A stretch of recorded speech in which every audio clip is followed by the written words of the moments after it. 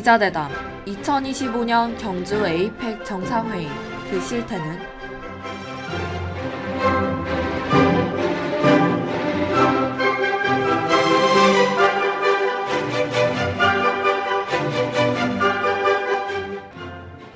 지난달 31일 아시아태평양 경제협력체인 에이펙 정상회의가 경주에서 막을 올렸습니다. 정상회의는 이번 달 1일까지 진행됐는데요. 2005년 부산 정상회의 이후 20년 만에 아시아태평양 21개국 정상들이 다시 대한민국을 찾았습니다.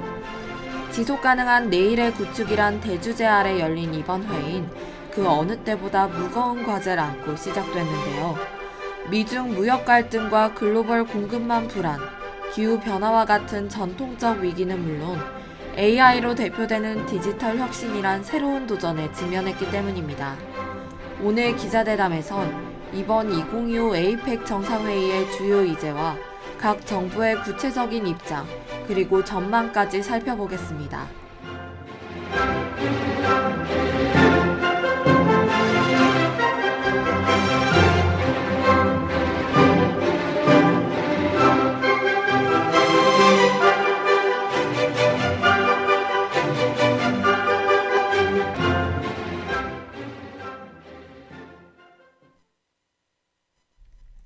차가운 가을바람과 함께 돌아온 11월 둘째 주 기자대담.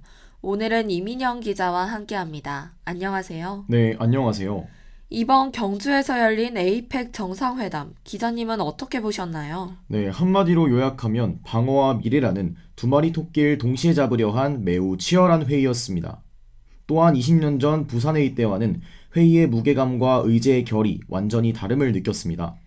회의의 무게감과 의제의 결이 달랐다니 그렇게 생각하신 이유가 궁금해지는데요. 네, 20년 전엔 어떻게 더 자유롭게 무역할 것인가, 즉 경제적 연결 자체가 가장 큰 목표였습니다. 하지만 지금은 정반대 상황도 벌어지고 있는데요. 미국과 중국의 갈등으로 촉발된 공급망 재편과 기술 보호주의가 가장 큰 화두였기 때문입니다. 확실히 경제적 연결을 중시했던 과거와 정반대의 상황이 발생했군요. 공급망 재편과 기술 보호주의가 화두가 된 이유가 궁금한데요. 네, 현재는 경제적 연결 대신 경제 안보라는 개념이 그 자리를 차지했기 때문인데요. 반도체 수출 통제나 희귀금속 무역 장벽과 같은 민감한 문제들이 올라왔고, 과거엔 반도체나 핵심 광물이 어디서 더 싸게 만드느냐의 문제였다면 지금은 이것들이 생존과 안보의 문제가 됐습니다. 생존과 안보의 문제가 되다니 이번 회의에서 가장 민감했던 이제란 점이 실감이 되는데요. 반도체 수출 통제 문제에 대해 설명이 가능할까요? 네, 이번 경주 에이펙 정상회의에서 가장 민감했던 의제 중 하나가 바로 반도체 수출 통제의 문제였는데요. 미국이 주도한 이 조치는 기술 보호주의의 가장 상징적인 사례라 볼 수 있습니다. 미국이 주도한 수출 통제 문제라면 관세 부과 문제랑 밀접하게 연관돼 있을 것 같은데요. 그렇습니다. 미국은 첨단 반도체 기술이 적대국으로 넘어가는 것을 막고 동맹국 중심으로 공급망을 개편하겠다는 강력한 의도로 반도체 및 AI 관련 핵심 부품과 기술에 대해 수출 통제와 추가 관세 부과를 추진했습니다. 요즘 시대에 첨단 반도체와 AI 기술이 꼭 필요한 자원인 만큼 수출 통제가 타국에게 큰 영향을 미쳤을 것 같네요. 미국의 조치에 대한 타국의 입장은 어땠나요? 네, 우선 중국은 희귀금속인 히토류 무역 통제로 맞불을 놨습니다. 히토류는 당장 우리가 쓰는 스마트폰에 반드시 들어가야 하는 소재가 아닌가요? 맞습니다. 이 희귀금속은 전기차 배터리, 첨단 AI 칩 생산에 꼭 필요한 필수 자원인데요. 중국이 히토류 수출을 무기화하면서 글로벌 공급망이 크게 흔들렸고, 회원국들은 공급망의 다변화와 안정화를 시급한 과제로 떠안았습니다. 특정 국가가 자원을 무기화하니 다른 나라들에겐 그야말로 생존이란 무거운 과제가 주어진 셈이네요. 이번 에이펙은 미래라는 키워드도 놓치지 않았다고 하는데요. 특히 AI와 디지털 전환 문제는 치열한 주도권 다툼의 현장이었죠. 네, 그렇습니다. 방어가 현재의 생존 문제였다면 미래는 앞으로의 룰을 누가 만드느냐의 문제였는데요. 특히 디지털과 AI 전환 의제에선 각국의 셈법이 노골적으로 드러났습니다. 각국의 셈법이 노골적으로 드러났다고 하셨는데 가장 주목받는 건 미국과 중국일 것 같은데요. 네, 그렇습니다. 먼저 미국은 글로벌 혁신 선도국 이미지를 재확인하는 데 주력했는데요. AI 기술의 윤리적 활용과 디지털 무역 규범을 적극적으로 제정해야 한다고 목소리를 높였습니다. 미국이 목소리를 높인 이유가 궁금한데요. 구체적인 입장이 어떤가요? 네, 여기서 두 가지 핵심으로 나눠볼 수 있는데요. 우선 첫째, AI와 사이버 안보 분야에서 동맹국과의 협력을 강화. 둘째, 자국 기업들의 활동을 뒷받침하기 위해 데이터의 자유로운 국제적 이동을 강력히 지지한다는 것입니다. 데이터의 자유로운 이동이라. 이 부분에서 중국이 민감하게 반응했을 것 같은데요. 맞습니다. 중국은 미국의 개방과는 정반대로 통제의 방점을 찍었는데요. 자국의 방대한 디지털 경제 역량을 바탕으로 자국 중심의 AI 기술 발전과 데이터 통제권 강화에 집중했습니다. 그럼 미국은 개방형 표준을, 중국은 통제형 자립을 외친 셈이네요. 이 틈바구니에서 한국은 어떤 입장을 취했나요? 네, 의장국인 한국은 포용적 중재자 역할을 택했는데요. 전국과의 패권보단 디지털 AI 격차 해소가 시급하다고 봤습니다. 네, 강대국들의 패권 다툼 속에서 디지털 격차 해소라는 에이펙의 본질에 더 가까운 이제를 제시한 거군요. 그렇다면 이 격차를 줄이고 포용적인 디지털 사회를 만들기 위해 구체적으로 어떤 방안들을 제안했나요? 네, 한국은 윤리와 신뢰에 기반한 국제기준 마련에 힘쓰자고 제안했는데요. 에이펙 회원국들 간의 협력 네트워크를 구축하고 특히 한국의 강점인 신흥 기술을 통해 혁신을 주도하자고 강조했습니다. 네, 결국 기술 그 자체보단 윤리와 신뢰라는 원칙을 세우고 협력을 하자는 의장국으로서 아주 중요한 제안을 한 거네요. 당시 에너지, 식량, 기후위기 문제도 다룬 걸로 알고 있는데요. 그렇습니다. 이 문제는 지속 가능한 내일이라는 이번 회의의 대주제와 직결되는 사안이었는데요. 그 아래 연결, 혁신, 번영, 그 모든 것의 기반이 됐습니다. 네, 이 문제 역시 미국이 주도하려 하지 않았나요? 그렇습니다. 미국은 국제협력을 주도하겠다는 입장이었는데요. 글로벌 에너지 공급망과 식량 확보, 그리고 탄소 중립 정책에서 국제 공조를 이끌겠다고 밝혔습니다. 또한 친환경 성장과 에너지 가격 안정화, 그리고 진보적인 기후 정책을 강조하며 회원국들의 동참을 유도했습니다. 하지만 세계 최대 탄소 배출국 중 하나인 중국의 협조 없인 실효성이 떨어질 것 같은데요. 중국은 어떤 반응이었나요? 네, 중국은 다소 선별적인 태도를 보였는데요. 탄소 배출 감축 목표나 자국 내 재생에너지 산업 촉진처럼 국내 이슈엔 집중하는 모습을 보였습니다. 그러나 국제협력에 있어선 자국의 산업보호를 내세우며 신중한 대응을 강조했습니다. 자국의 산업 보호를 위해 구체적으로 어떤 대응을 강조했나요? 중국은 오히려 기후 대응보단 당장의 식량과 자원 확보, 그리고 관련 공급망 관리에 더 적극적으로 개입하려는 의도를 보였습니다. 네, 중국 입장에선 당장 14억 인구를 먹여 살릴 식량과 산업을 돌릴 자원을 놓칠 수 없겠군요. 한국의 역할은 어땠나요?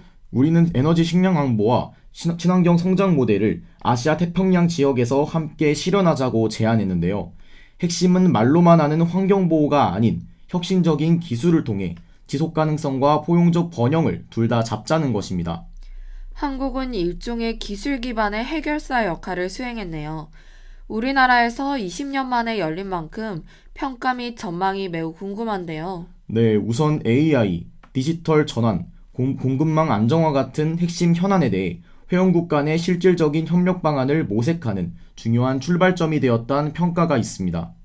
특히 혁신기술과 무역 규범에서 공동 대응 체계를 구축하는 계기를 마련했습니다.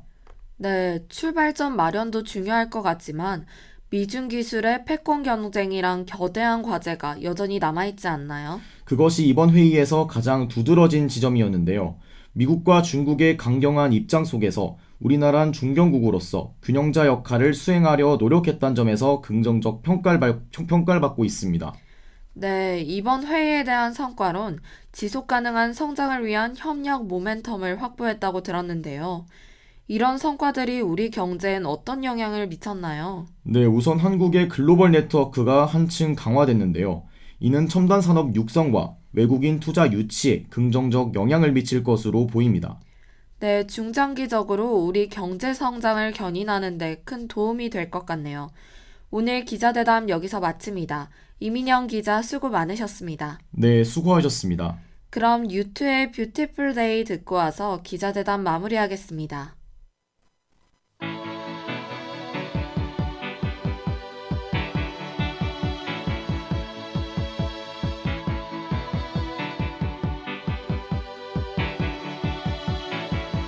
The heart is a balloon, shoots up through the stony ground. There's no room, no space to rent in this town. You're out of luck, and the reason that you had to care, the traffic is stuck,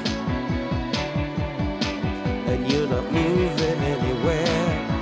You thought you found a friend to take you out of this place, someone you could lend a hand in return for grace. It's a beautiful day. Sky falls, you feel like it's a beautiful day. So let it get away on the road.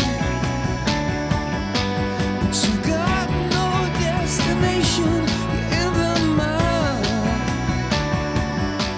in the maze of her imagination. Your love is down, even if that doesn't ring true. You've been all over, and it's been all over you. It's a beautiful day.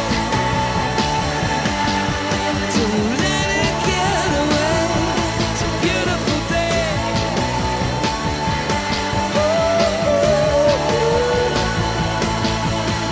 Touch me, take me to that other place. Teach me, I know I'm not a hopeless case.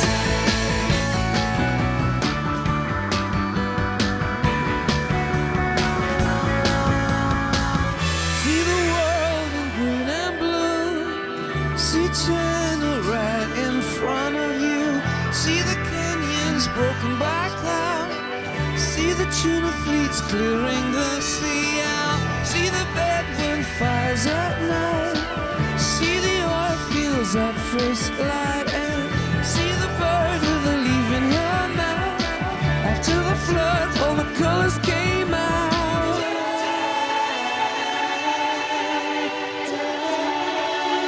It was a beautiful day. Don't let it get away.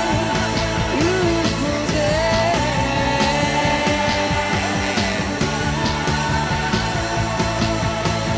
Touch me,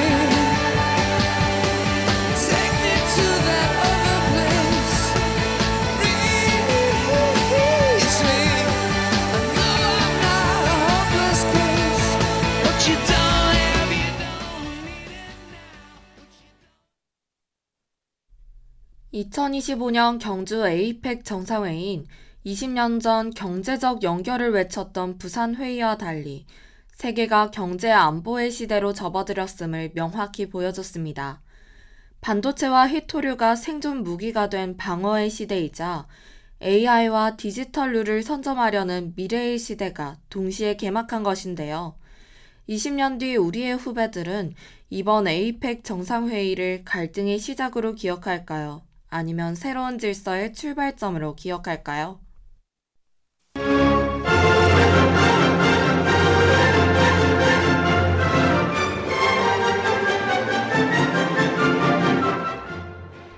기자대담 2025년 경주 에이펙 정상회의 그 실태는 지금까지 제작 이민형 기술 송재혁, 그리고 담당의 장수아 이민영이었습니다.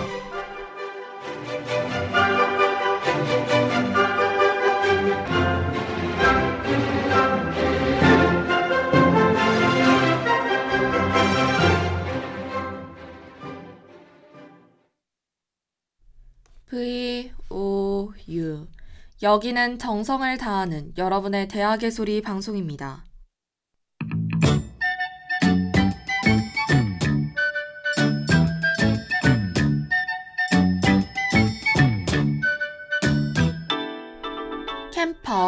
신호등.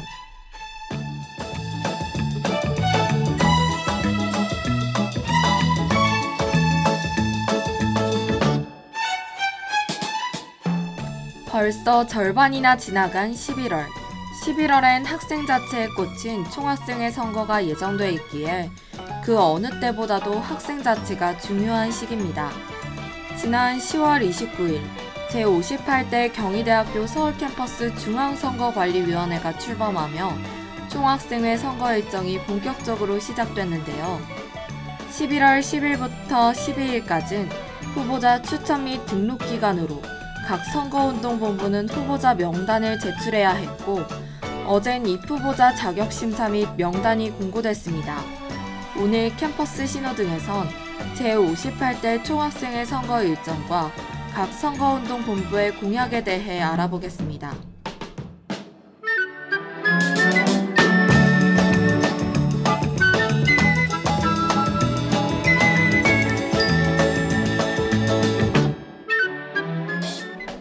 다음 주 월요일부터 토요일까지 진행되는 선거운동 기간 이후 24일부터 26일까지는 투표가 진행됩니다.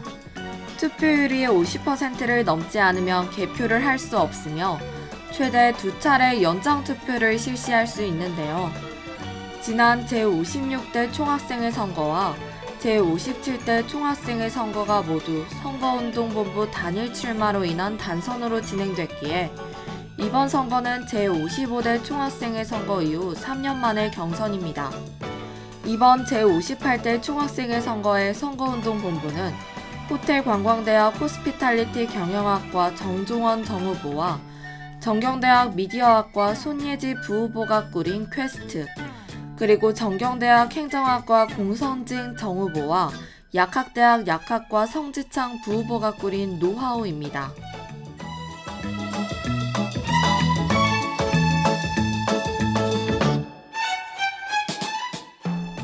퀘스트의 주요 공약은 수강 신청 불편 해소 방안과 교양 과목의 절대평가 역량평가 도입, 대운동장 잔디화를 비롯한 시설 개선인데요.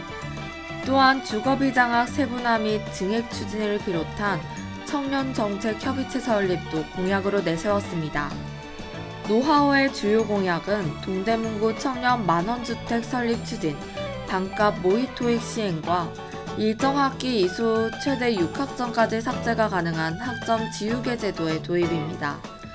또한 축제 정상화를 위해 축제 입장 도장을 사전에 배부하는 매직 패스 제도도 공약으로 내세웠습니다. 이번 선거는 후보자에 대한 찬성과 반대 여부만 투표하는 단선과는 달리 각 선본의 공약을 직접 검토하고 비교한 후 투표할 수 있는데요. 이를 통해 학생들이 더 주도적으로 판단하며 민주적인 학생 자치를 실현할 수 있다는 점에서 큰 의미가 있습니다.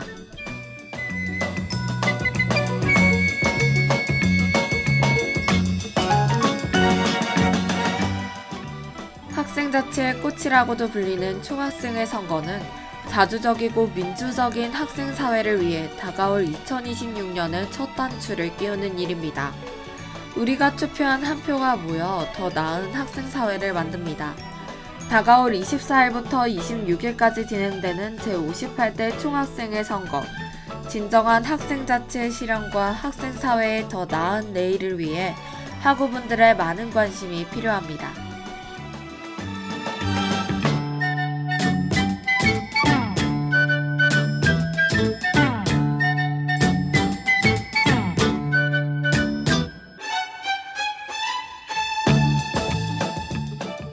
캠퍼스 신호등 지금까지 제작 보도부, 기술 송재혁, 그리고 담당의 장수하였습니다.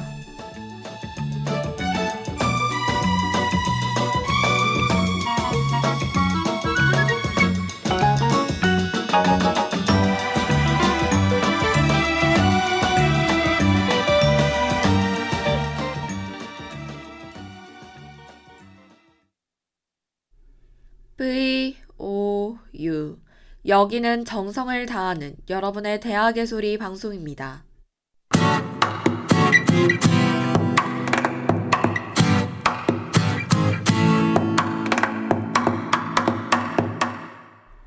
문화기획, 학교의 내일을 바꿀 우리의 선택.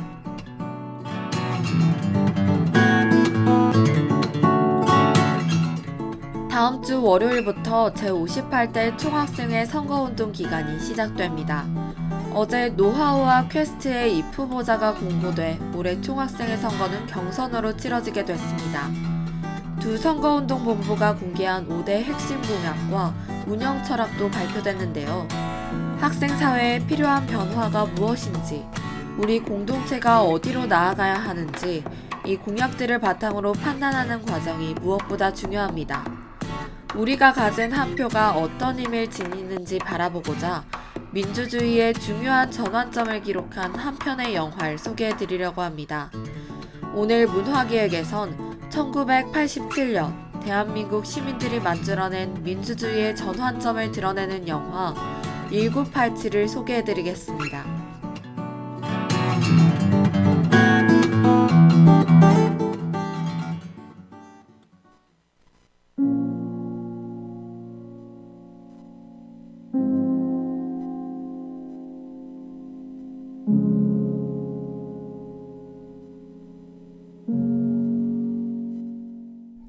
영화 1987은 한 청년의 죽음으로부터 모든 이야기가 시작됩니다. 1987년 1월 서울대학교 학생이던 박종철 씨가 조사 도중 숨진 채 발견됩니다. 그러나 당시 당국은 조사관이 책상을 탁 치니 억하고 죽었다는 도저히 납득할 수 없는 발표를 내놓습니다. 그 발표 뒤엔 진실을 감추고 사건을 축소하려는 조직적인 움직임이 존재했습니다. 보도지침에선 사건의 진실을 다루는 모든 보도를 제한했고 언론은 심장마비 사망이란 왜곡된 내용만 다루도록 강요받았습니다. 한 청년의 죽음, 그리고 그 죽음을 덮으려는 힘. 권력은 사건을 축소하고 조작하려 했지만 이 부당한 침묵 속에서 작은 이심과 용기가 조금씩 피어나기 시작합니다.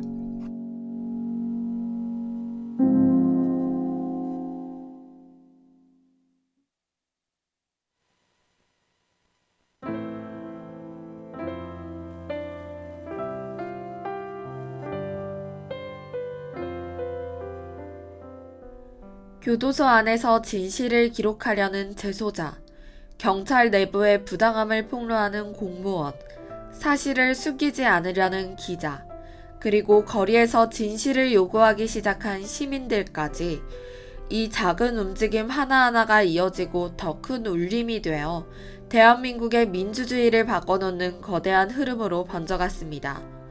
호언, 철폐, 독재, 타도. 1987년의 그 외침은 단지 분노의 표현이 아니라 시민들의 절박한 선택이었습니다.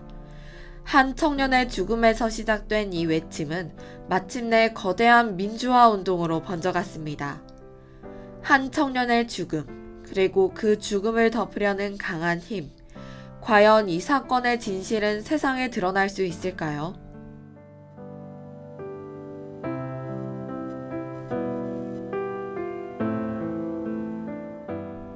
선거철이 되면 공약과 후보, 정책에 대한 관심이 높아지고 우리 사회가 어떤 방향으로 가야 할지 시민들의 선택이 그 방향을 결정합니다. 우리 학교의 총학생회 역시 학생사회를 움직이는 대표기구입니다. 1987년의 시민들이 우리가 원하는 사회를 직접 선택하겠다고 외쳤듯 지금 우리 역시 학생사회의 방향을 직접 선택할 수 있습니다. 민주주의는 제도가 아니라 참여입니다. 그리고 참여는 한 표에서 시작됩니다.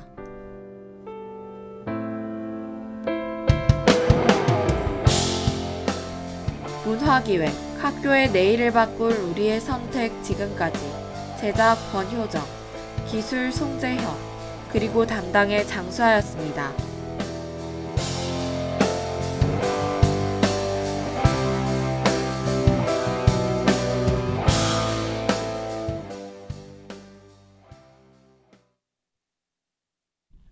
VOU. 여기는 정성을 다하는 여러분의 대학의 소리 방송입니다.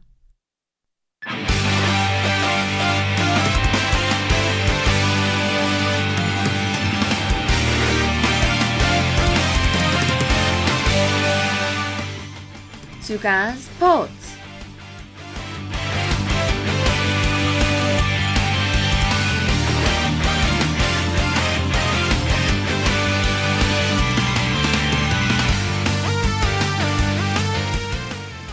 안녕하세요. 11월 둘째 주 주간 스포츠를 함께할 장수아입니다. 지난 한 주 스포츠계에서 들려온 다양한 소식들 전해드리겠습니다. 첫 번째 소식은 지난달 29일부터 진행한 2025 고황체전 경기입니다. 고황체전 축구 경기는 지난 10일에 8강전이 진행됐습니다. 8강 경기에선 금시조, 팀, K9, 한발이 승리했으며 어제 오후 12시엔 금시조와 팀의 경기가, 오후 1시 30분엔 K9과 한발의 4강전이 진행됐습니다. 농구는 12일 4강전이 진행됐으며 무브먼트와 유닛이 승리해 결승 경기에 진출했습니다. 결승 경기는 다음 주 월요일에 진행될 예정입니다. 야구는 덴탈에이스, 브레이브스, 지오베이스, 브리스가 8강 경기에서 승리해 오늘 오전 10시 30분과 오후 1시 30분에 4강전이 진행될 예정입니다. 남은 경기에서도 멋진 승부가 이어지길 기대합니다.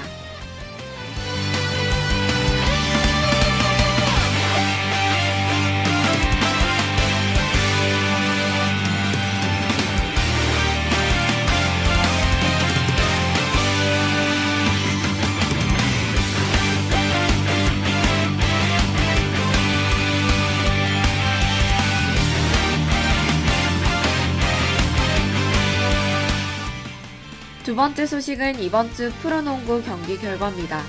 지난 10일 창원체육관에서 창원 LG와 부산 KCC의 경기가 진행됐습니다. LG가 83대 61로 완승을 거두며 이날 승리로 9승 4패가 된 LG는 안양 정관장과 공동 1위에 자리했습니다. 아울러 홈 연승 기록도 4연승으로 늘렸습니다. KCC에선 허웅이 13점으로 분투했지만 패배를 막진 못했습니다. 11일엔 원주 DB 프로미 아레나에서 수원 KT, 원주 DB의 경기가 진행됐습니다. 수원 KT는 종료 0.5초를 남기고 얻은 자유투로 DB의 1점 차인 65대 64로 승리해 3연패에서 벗어났습니다. 12일엔 잠실 실내체육관에서 창원 LG와 서울 삼성의 경기가 있었으며 LG가 95대 85로 삼성을 제압했습니다. 경기는 LG가 주도권을 잡고 삼성이 추격전을 펼치는 흐름으로 전개됐으며 이로써 LG는 10승 4패를 쌓아 단독 선두로 올라섰습니다. 울산 현대모비스와 공동 7위에 있던 삼성은 3연패에 빠진 가운데 8위로 밀려났습니다.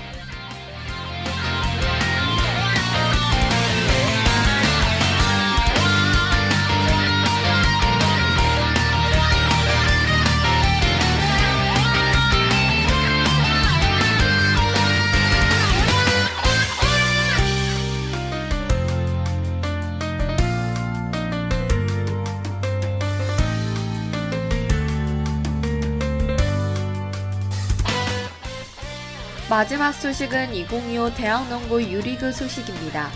올해 대학농구 유리그는 3월 17일부터 11월 12일까지 진행됐습니다.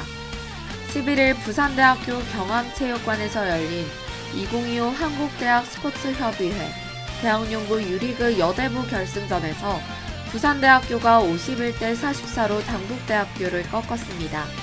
이로써 부산대는 대학리그 2연속 우승을 해냈습니다. 남자부에선 고려대가 대학농구 최강자 자리를 지켰습니다. 지난 12일 성북 성북구 고려대 체육관에선 고려대학교와 성균관대학교의 대학농구 유리그 남자부 챔피언 결정전이 진행됐으며 68대 60으로 고려대가 승리했습니다. 이로써 고려대는 4년 연속 정규 시즌과 챔피언 결정전을 모두 제패하며 통합 우승을 달성했습니다. 이번 주 주간 스포츠는 여기서 마치도록 하겠습니다. 하고 여러분 행복한 하루 보내시길 바랍니다. 청취해주셔서 감사합니다.